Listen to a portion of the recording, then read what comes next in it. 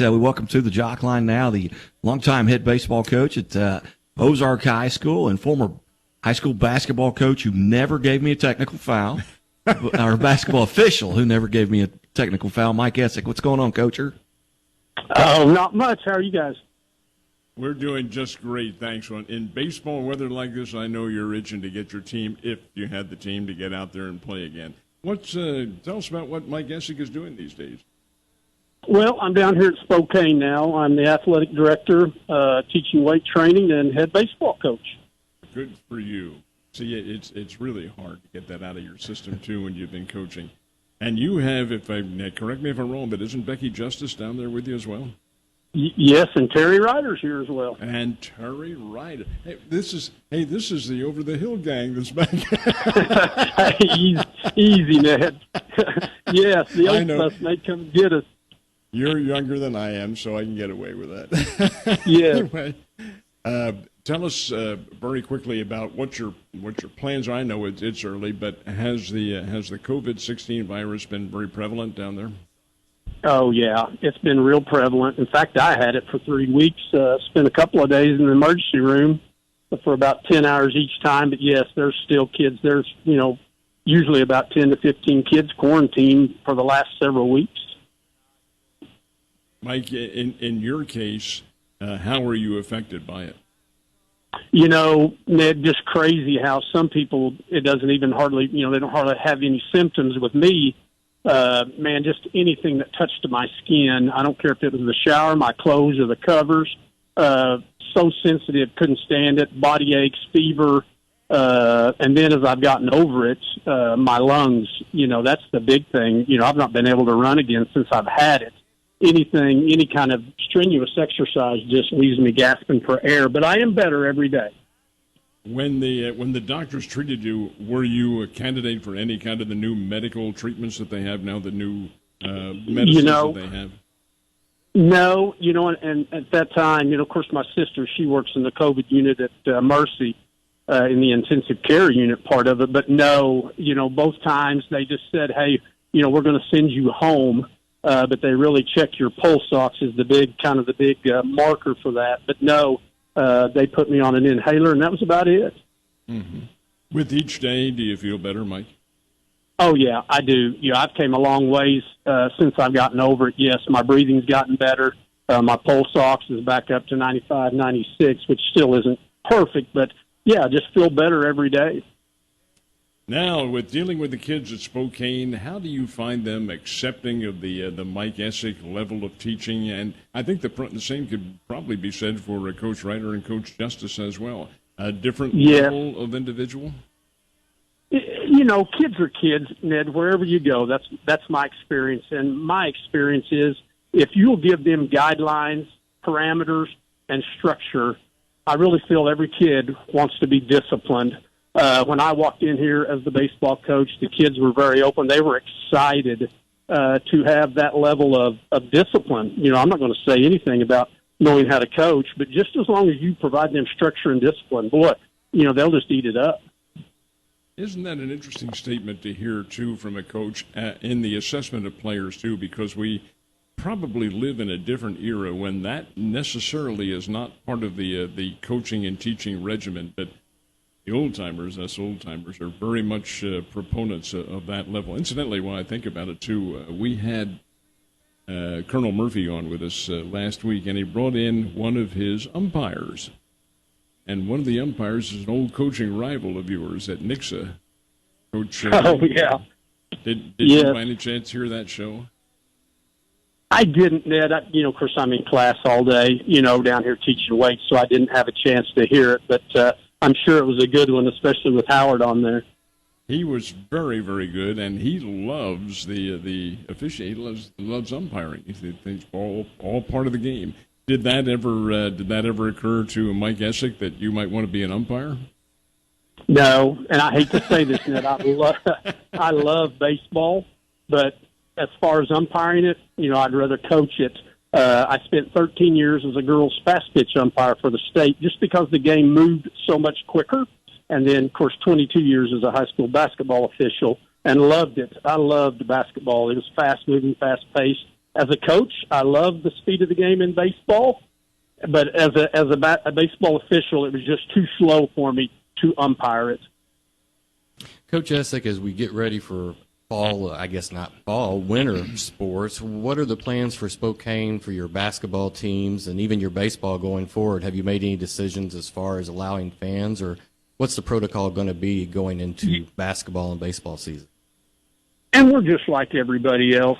Even when I refereed, the fans don't fill the stands unless it's a big-time rivalry game or a big-time conference championship. So we'll allow fans. Of course, face masks are highly recommended, but there's no protocol as far as number of fans. We stress social distancing when we can. Try to sit with who you came with. If you rode in the car with somebody, try to sit with them. And probably just about like every other school, just try to be as cautious and careful as we can, and highly recommend, masking. Of course, here we take temps when you come in. You have to have your temperature taken. So anyway, yeah, I'd say the protocol is about the same as most places. Is your schedule, has it changed drastically, or are you doing a normal schedule for both the girls and boys basketball team? Yeah, normal schedule there. Of course, Coach Ryder, he kind of, added a few games that he wanted. And in baseball, of course, I'm trying to constantly strengthen the schedule for the time that I have here and see what we can get done. That's a very good point that you bring up, too. What level, on the prep level, after having so many years at Ozark, what is the difference in the prep level between the two, although geographically you're not very far away? Well, here's the deal. At Ozark, of course, you had 1,550 kids to pick from, and then you come down here and you don't have those numbers to choose from. So what you really see at these smaller schools, at least here, is you got, about 5 or 6 players that have some talent, and then the other half, you're really teaching the game and trying to start with the basics. So the level of depth is what really stands out to me. Well, you make a very interesting point in terms of the level of talent, because in your years at Ozark, you had some really, really good baseball teams, some talented teams. You might tell the folks in the audience about some of the great athletes you had down there, and what are the teams you consider to be the best ones? Oh, gosh, I'm going to leave somebody out, and I hate that. Of course, you got to start. Well, the team in 2002 kind of got Coach Hauser and I started. That was Alex Valdivia, Justin Sunley, those guys that took us to our first Final Four. But then, you got to go with, Lucas Harrell, Tom Stilson, Zane Montgomery, Dallas Horde, Bo Beatty, Ethan Mather, who signed at Arizona State. Oh, my gosh, I could probably go on and on. The best team, you would have to go back to 2004 and 2008, with Lucas Harrell and Tom Stilson. We probably had a college pitching staff, and we could play great defense. Now, we couldn't hit very well, but good Lord, when you can run those two guys out there on the mound and you can play defense, you didn't have to hit. And in high school, we could always scratch out a couple, 3 runs. And then with the 2008 team, you had a bunch of guys that could just flat out hit. Probably weren't as good defensively. Pitching staff wasn't as deep. Now, Ethan Mather could hold his own with anybody. But those guys it was just 2 different types of teams. So, I couldn't say one was any better than the other. They just possessed different characteristics. You're right about running those 2 guys out there as pitchers, Harrell and Stilson. Now, Lucas, of course, went on to play Major League Baseball. And his last year, was it 2 years ago or 3 that I know he went to, I think 3, yeah. Yeah, 3 years in the majors. He went to Korea, I believe it was, in South Korea, and played baseball there for a year, but then came back and signed maybe with the Diamondbacks or somebody like that. Tom went to Stanford, and he was a star in there, but I think he got hurt. Is that right, Coach? Did he get injured out there? Yeah, here's the thing with Tom. He probably would have been even better than really Harold. But the problem was his senior year in that. Well, he got mono and didn't play at all his senior year. He played 3 innings, so we never got to use him. And you got to remember the year before, that's when we were seeing all those pro scouts looking at Harold. Well, I got to know the Dodgers scout pretty well, the same guy that drafted Elbert out of Seneca, and the second baseman from, Sykeston down there, DeWitt, that we played in the state semifinal game that year. They both got drafted in the first round, and he told me, he said, hey, moving forward, Stilson will probably get drafted in the first or second round. Well, he got mono and never got to play. Of course, that crushed us. I really thought we had a great chance to go back-to-back state championships, and he never got to play, and then he broke his wrist. He wanted to come back before he headed to Stanford and play a few Legion ball games with us to kind of knock the rust off, and he broke his wrist against Hillcrest. Well, then they flew him out there, and they did the surgery themselves. Stanford did, and he never really recovered from that. I know they used him, in spot reliefs, especially toward the end, but he's the one that really probably had the most potential and just ran into some bad luck and some adversity. To your knowledge, where is Tom now? The last I knew, he was over in Dade County. He was into law enforcement, but it's been a while since I've seen him or heard from him. He's a great kid and obviously going to Stanford, a very, very bright kid. I know he had political aspirations at one time, and he still may be pursuing them as well. You've had just a whole squad of great players down there in Ozark. Did you find them all to be coachable kids? Honestly, they did. They were, and all those guys that I mentioned, they were very coachable. Lucas was probably the most challenging, just because, he knew he was good, and that's what made him so great. Things didn't bother him. His work ethic and practice, and he'd probably laugh too. It probably could have been a lot better, but I'm just telling you, when the lights came on, there was never a bigger game time player.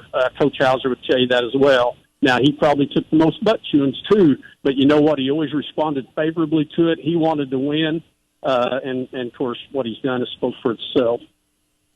When he was in school, did you, as a coach, in your mindset, perceive that he was of major league caliber? Just when we started, going to games, and every time, a scout showed up, he consistently threw 92 to 94, so you knew, he had that opportunity. And then, of course, he'd go and play shortstop. And I'm telling you, for a high school kid, I'm not so sure he wasn't the best, one of the best, if not the best shortstops I ever saw play the game. For a Southwest Missouri kid, he just was so athletic, and he had that arm. But you knew throwing 92 to 94 that sure he was going to get drafted. That really helps with your throw to first base from shortstop, too. Visiting with Mike Essick, of course, the longtime coach at Ozark, and now coaching at Spokane, still down there. Did I understand you correctly? Are you teaching classes down there, too?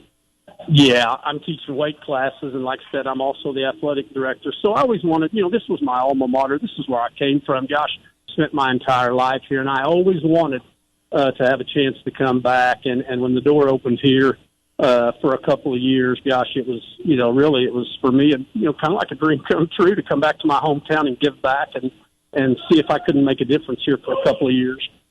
Tell the folks a little bit about how you got started in education. What was your background?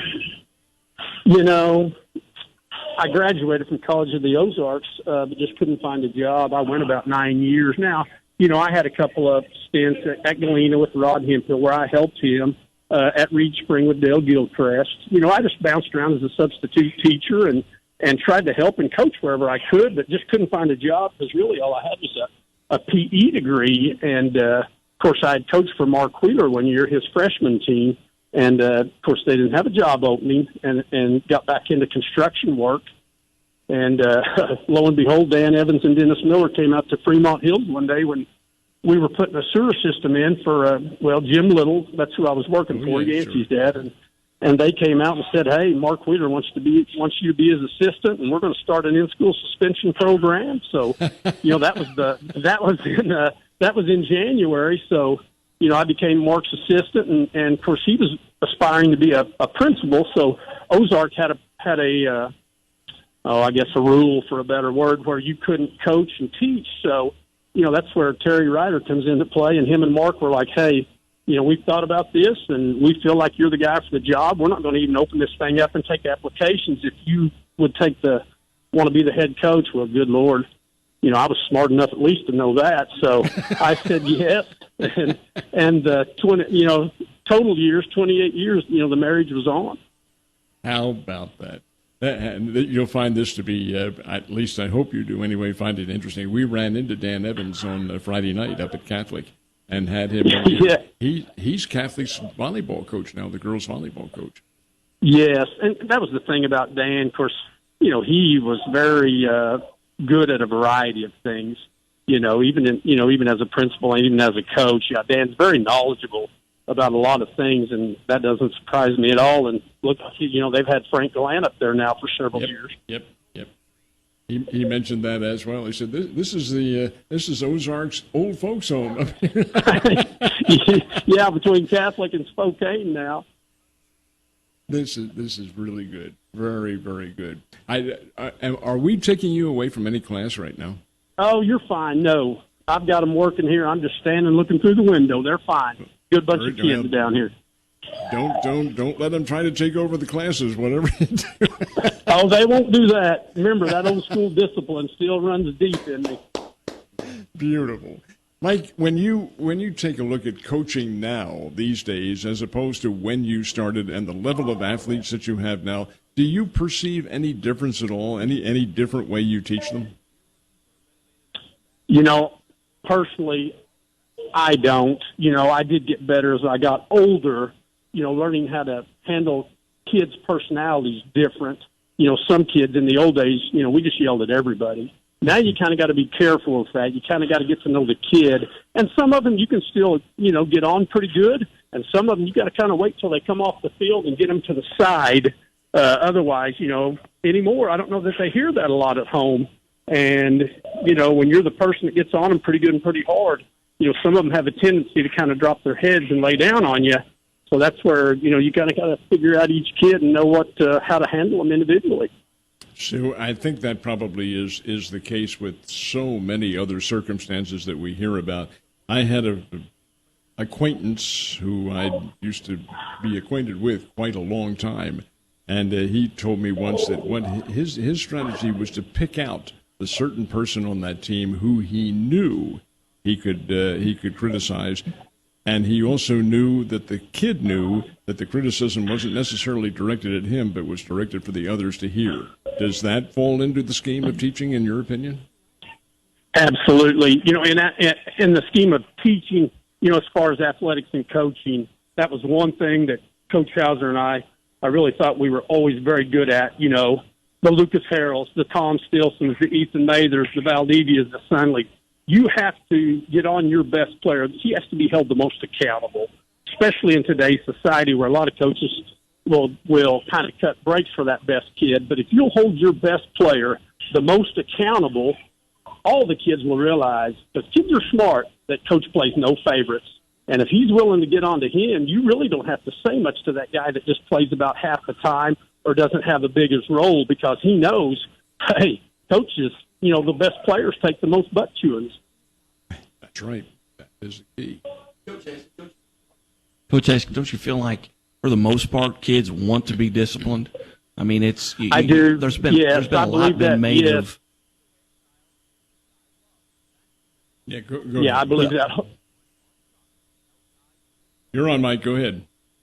Oh, well, his mic kept, I believe that wholeheartedly. I really do. We even had kids that transferred in there that other programs or other coaches or people would be like, oh, there's no way he'll ever play for you. He can't make it in your program. And if you'll call those kids in and just tell them how it is, and here's an opportunity for you, the slate's clean. I don't care what happened where you came from. I mean, they do. They respond. And every kid that I ever coached like that responded.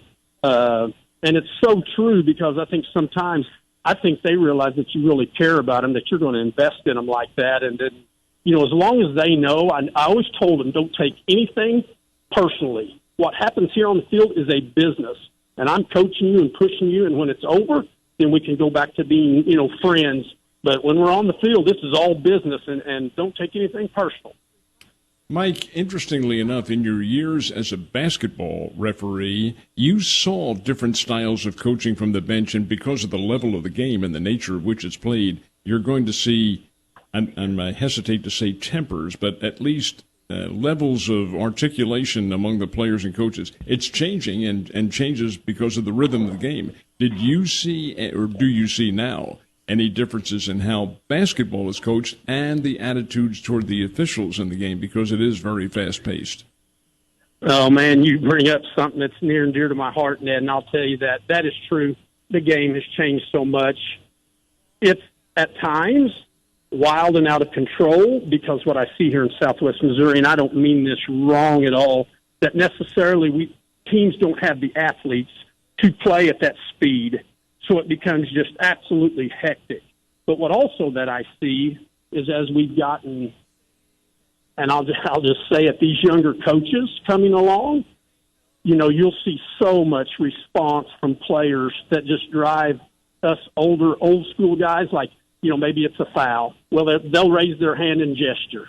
When is that ever right? And programs are accepting of that. So you just watch the kids and how they react to an official's call, and it just amazes me that coaches let their kids respond and act like that, because I'm just telling you, that's a reflection of their coaching and the discipline in their program. And when those kids respond unfavorably, it just shows everybody. It just shows to me a lack of discipline within that program. I had, again, the same individual with whom I was associating say, hey, my kids don't do that. And the first time I see them do that, I call them over here and say, you play the game, I'll take care of the officiating and the judging of the officiating. Okay, and that was the understanding. Is that a tactic that you use with your players? Oh, gosh, yeah. We always told them, don't you ever say anything to the umpire. Don't you turn around and look. Don't you, because I'm just, we laid it out front. You do, you're done for the day. You're coming out. And you can solve that really quick, because I would tell them, you know what? Maybe that pitch was 3 inches outside. But you know what? I don't need you coming back here and making an excuse. We're looking for that kid that can hit that pitch that's 3 inches off the plate. We're looking for that kid that can overcome a bad call or overcome adversity, because that reveals truly what kind of character you really have.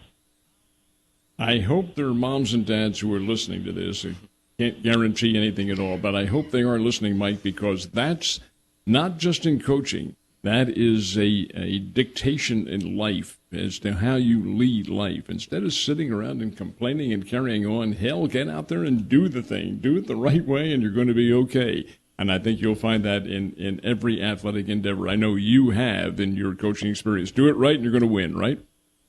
Absolutely. And, gosh, Ned, how society has kind of gotten today. So many people want to play the victim. And, we're trying to teach life lessons through sports, and where's that ever going to get you? You know what I mean? Life's going to throw you a bad call. You're going to get some adversity in life. Man, roll your sleeves up and say, you know what? I can overcome it. I can overcome a bad call. I can overcome, whatever that is, and move on and be better because of it. They're the winners right there. And a winner is Mike Essick, and you have been a gentleman for taking time to visit with us this morning. Mike, thank you very much, and much good luck with the Spokane baseball program. Thank you, Ned, and I appreciate you guys having me on.